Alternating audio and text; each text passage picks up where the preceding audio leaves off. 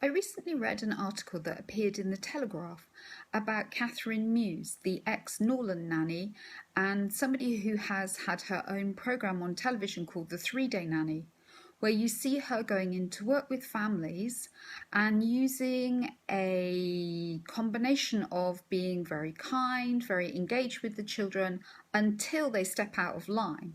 And then she advocates and uses quite harsh techniques of isolating the children, being very, very firm with them. And even if they cry and get upset, then that's just what they're left to do. So I read with interest the article about her new step into motherhood. Catherine is 43 and she's recently had the great joy of welcoming her baby girl into the world. And we congratulate her for that. She was very honest and open in the interview, saying that she has been completely and utterly floored, both emotionally and physically, by the process of becoming a mum. She said that the birth turned out to be much more traumatic than she had planned, and that in ways that none of us can really truly work out, she had hugely underestimated how this was all going to impact her.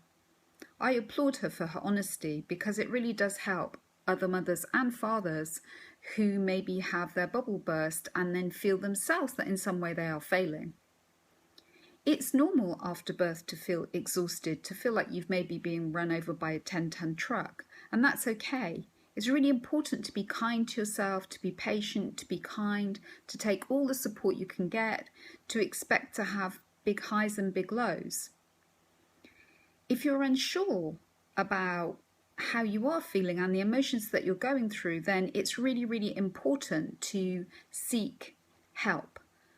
Ask those around you and feel it's fine to reach out to maybe your health visitor, your GP, or another specialist, because everyone wants the best for you and your baby. Where I parted company with Catherine in this very revealing interview was when she started talking about the need for the baby to become more independent, that she accessed some specialist support from a sleep expert whose focus was on training the baby to sleep and for Catherine not to run to her every minute that she needed her.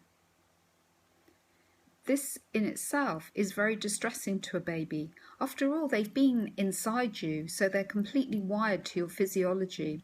And they really do need that response, that holding, that nurturing, sometimes just to be laying on you or your partner.